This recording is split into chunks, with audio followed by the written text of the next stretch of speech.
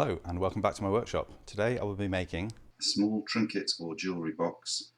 to sell on my stalls at the Christmas markets, made from pallet wood which I have resawn so that it's thin enough